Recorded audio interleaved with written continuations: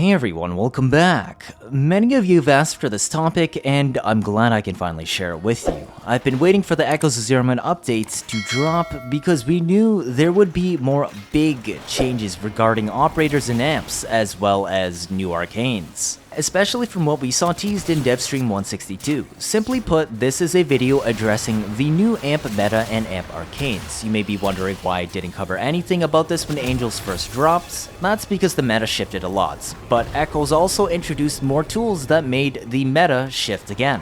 There was no point in writing a meta discussion about new Eidolon gear if it was going to change so fast within a month, so here we are.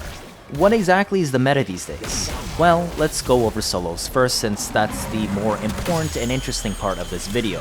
We have always had the 177 amp sitting at the top, referred to this handy amp diagram. A 177 represents an amp made with a tier 1 prism, a tier 7 scaffold, and a tier 7 brace. Tiers 1 through 4 are from Cetus, while tiers 5 through 7 are from Fortuna. Therefore, a 177 amp is a Raplac, prism, Propa scaffold, and a Certus brace. This was because Propa wasn't guaranteed to crits. Crits against Eidolons had an extra 2x final damage multiplier on top of all other damage multipliers. We shoot through Volt Shields because they can buff amp crits. It's the only ability in the game that can actually do that, but only amp crits. So basically, if you don't crit, our amp does nothing. The only way to buff amp crit chance up to this point was Virtuous Shadow, an amp arcane that procs on headshots, which traditionally was done by void dashing, and then with Focus 3.0 changed to shooting the head of the Eidolon, since we no longer had void strike stacks we had to manage. But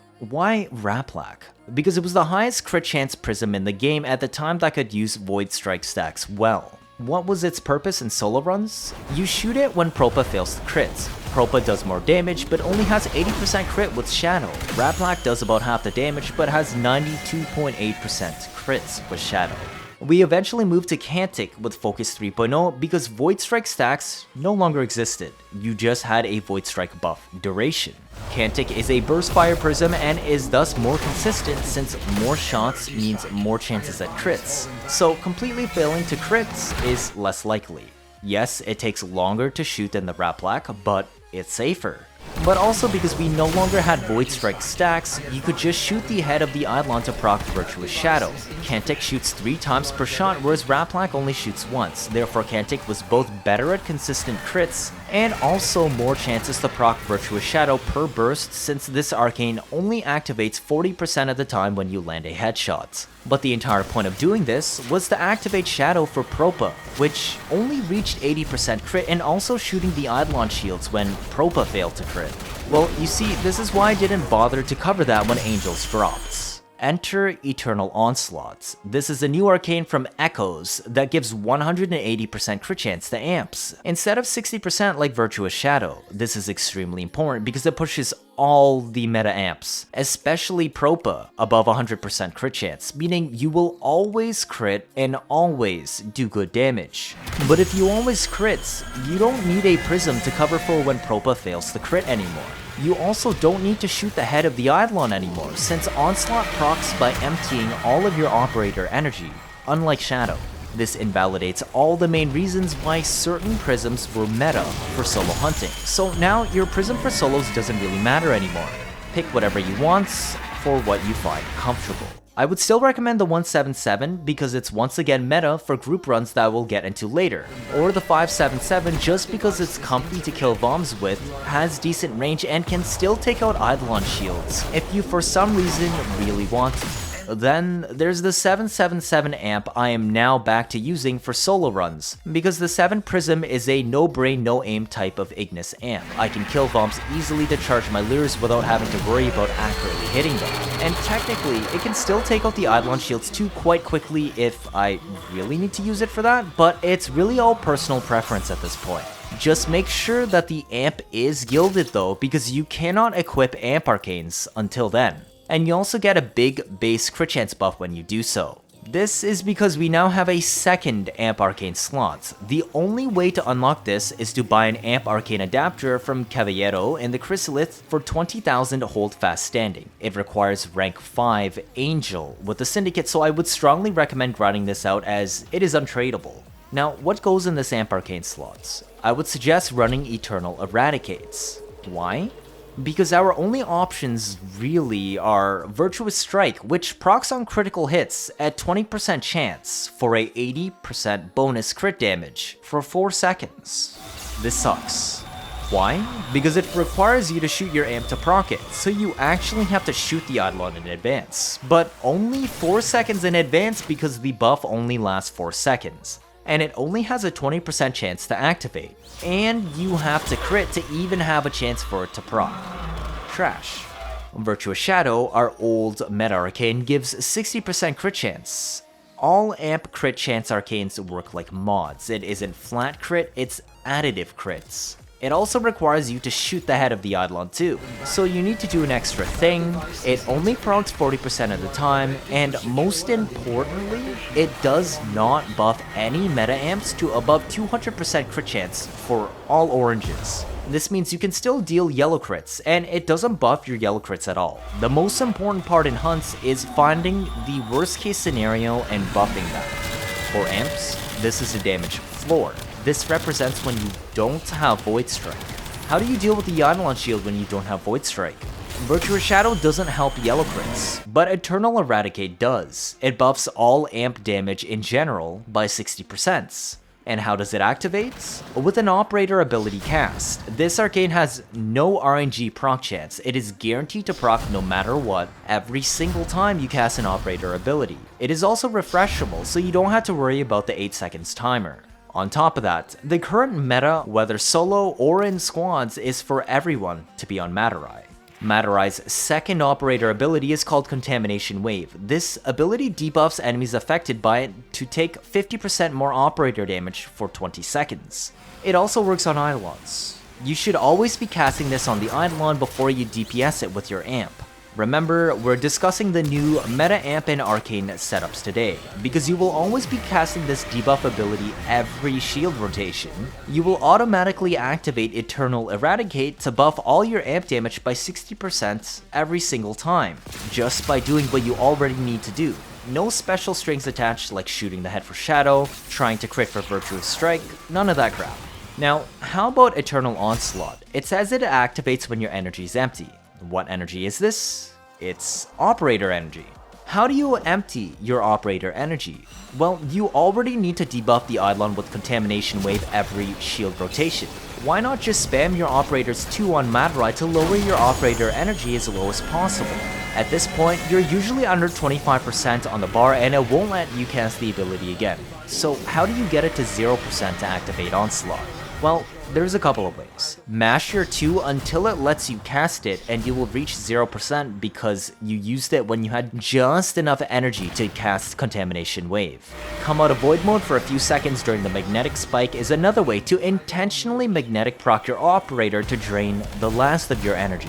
This is okay because operators now have shield gate, so you are highly unlikely to get killed when you do this. Though I would recommend hotkeying large health pads on your gear wheel just to be safe. And the third way, spam Void Sling into the floor until your energy is super low and then hide in Void Mode until it runs out. These are the 3 most common and easiest ways to activate Eternal Onslaught, and it should only take a few seconds to do so.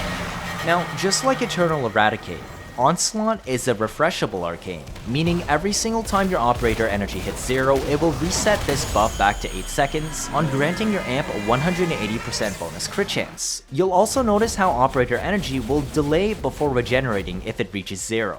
It takes about 2 seconds to start, and during this time, your Onslaught buff will be permanently stuck at 8 seconds, meaning you actually get about 10 seconds of buff time instead of 8s. So how exactly do you use all of this together? Simple. If you have Void Strike active, well, cast it. Then also cast your operators 2 on the Eidolon. This should all be done a few seconds before the Eidolon shield is hittable. Then shoot a Proper through the Volt Shield, switch back to your frame, and line up your shot against the Eidolon limb. Once the Proper explodes, if it crits, the Eidolon shield should break and you should be able to instantly shoot the limb. But what if you don't have Void Strike active? Well, that's why we picked these arcanes. This is where Onslaught comes in. You have to activate it. Normally I will do this during the magnetic spike of the next limb. I set up the shields before it screams and then go to operator. I will spam my 2 to debuff the Eidolon and then come out of void mode during the scream to eat a magnetic proc and bottom out my operator energy bar. This will activate Onslaught and eradicate at the same time. Now all you have to do is shoot 3 Propas through the Volt Shield. The guaranteed crits will always take out even the Hydralisk shields with 2 Propas if you don't have too much fall off. Otherwise it will take 3, which is why I recommended shooting all 3. As soon as you shoot those Propas, switch back to your frame and aim at the limb. The shield will drop after about a second and you should get 3 shots to break the Synovia. Congratulations! You just did a successful non-Void Strike shield rotation. Now, just keep doing this each time you don't have Void Strike available for the next Eidolon shield and you'll easily be on your way to a solo 5x3. Polish it up a bit and you'll eventually even get that solo 6x3 if you really want to. For context on how much damage a non-Void Strike shield rotation actually does, here's a tier list I spawned from the Science Vigil quest. I'm just gonna set up my shields here, activate Onslaught and Eradicate by spamming my 2 and emptying my operator energy bar. Then I'm gonna shoot 2 Propas and we're gonna stay in operator mode so I can see the damage numbers. Look at how big they are. The numbers speak for themselves. Now, for the squad stuff. If you're interested in the squad run meta, it's back to the 177. Why? Because the only reason people used other prisms and squad runs was in case the Propas failed to crit on water shields, and it was extremely annoying gambling on more Propas since they use 40 energy a shot, which is extremely amp energy inefficient, are slow until they detonate, and also have fall off issues. So people would use the prisms to take out the water shield if the Propas didn't crit. So this meant you lost some time, but now since you can activate Eternal Onslaught at the shrine by just spamming your 2 for no reason while waiting for the last person to insert their shard, your Propas will have over 100% crit chance by the time you shoot them at the water shield while Eidolons are spawning. Meaning you're guaranteed to take the shields out, and prisms no longer have a use since Propa cannot fail to crit anymore. So we go back to Raplac. Why?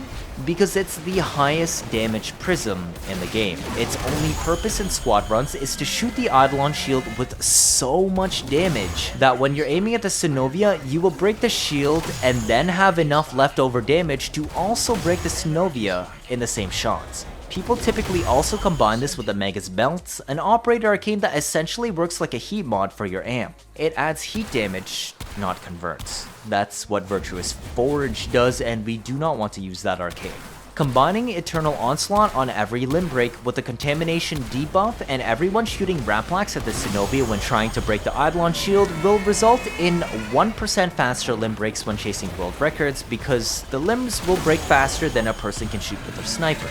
Yes, I really meant that 1%. This is the min-max option, but that's why people bring Raplac into speedruns still. So really, it once again doesn't actually matter what prism you use for squad runs anymore, since Propa will always crit. But if you do really want those fastest runs, the 177 Raplac Propa Certus amp has once again returned to the forefront. There you go, the explanation on what new meta amps and arcanes are going to be from the Echoes of Zariman update onwards. Ironically, the meta amps now are literally the old meta, but for new reasons. The 577 amp you've probably heard of with a Cantic prism for solo runs is kind of dead now.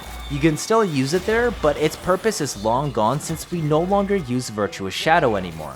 The 7 Prism and 7 Brace come from Little Duck, so get to farming Toroids if you haven't yet. And remember, the second amp Arcane Slot requires an untradeable adapter from Caballero in the Chrysalith with rank 5 Holdfast standing. So get to grinding and good luck on your hunting adventures, Tenno. If this is your first time watching, feel free to leave a like or, better yet, subscribe. Let me know your thoughts down in the comments. 79.5% of you are not subscribed. I'm trying my best to get you new information out always as soon as possible. Like I've done with covering the new Echoes of Zariman update. Stick around if you want to see interesting memes and builds on a nearly daily basis. You don't want to miss out on any of that, do you? That'll be it for this video. Thank you all for watching and see you all next time.